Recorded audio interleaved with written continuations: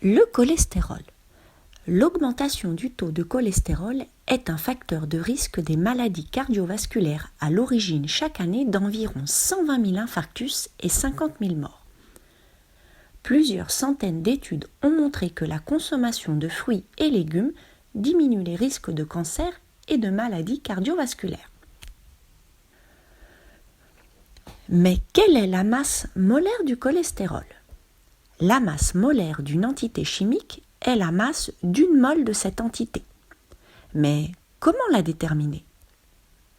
Rappelez-vous, dans la vie quotidienne, de nombreux objets sont rangés par paquets, les chaussettes par paire, les feuilles de papier en ramettes de 500 unités. Les chimistes aussi comptent les entités chimiques par paquet.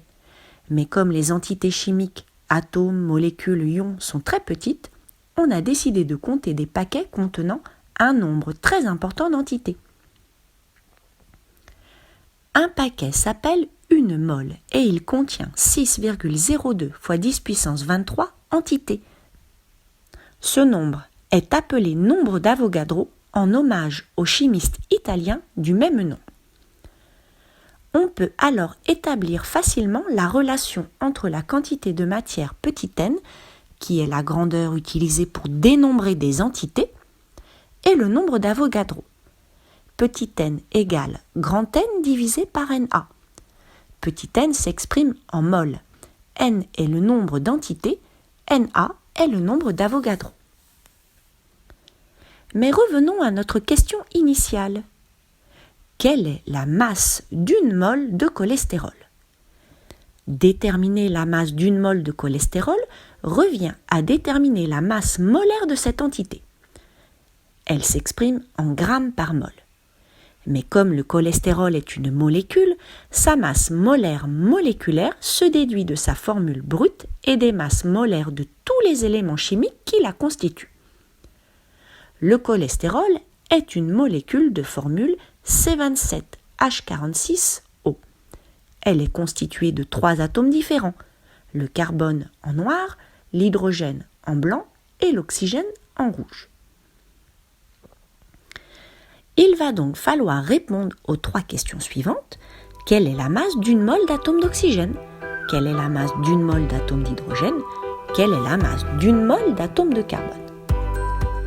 Pour cela, on connaît la masse en grammes de ces atomes. De plus, on sait qu'une mole d'atome d'oxygène contient 6,02 × 10 puissance 23 atomes d'oxygène. On peut alors s'aider d'un tableau de proportionnalité.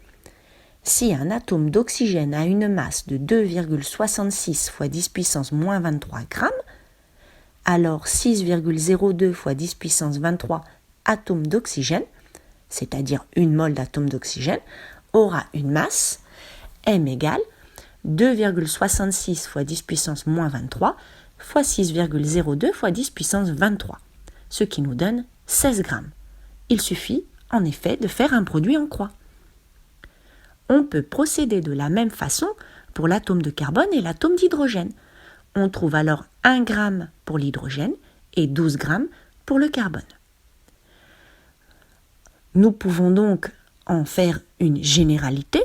La masse molaire grand M est liée à la masse de l'entité qui compose une espèce chimique et à la constante d'Avogadro. Grand M égale masse de l'entité fois Na. M est la masse molaire de l'espèce chimique en grammes par mol. M entité est la masse de l'entité en grammes et Na est le nombre d'Avogadro en mol moins 1.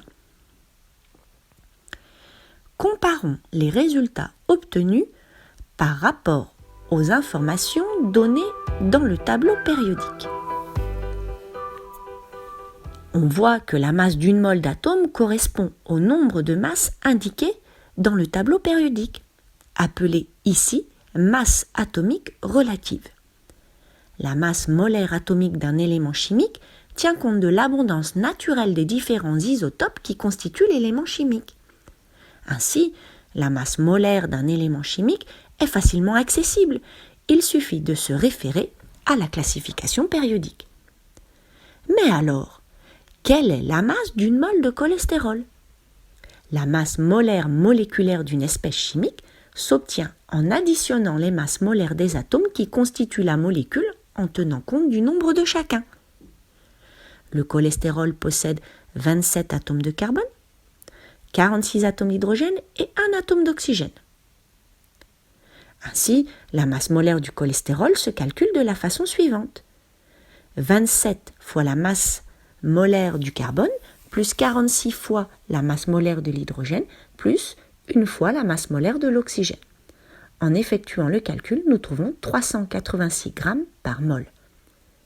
En conclusion, nous pouvons donc dire que la masse d'une mole de cholestérol est de 386 grammes.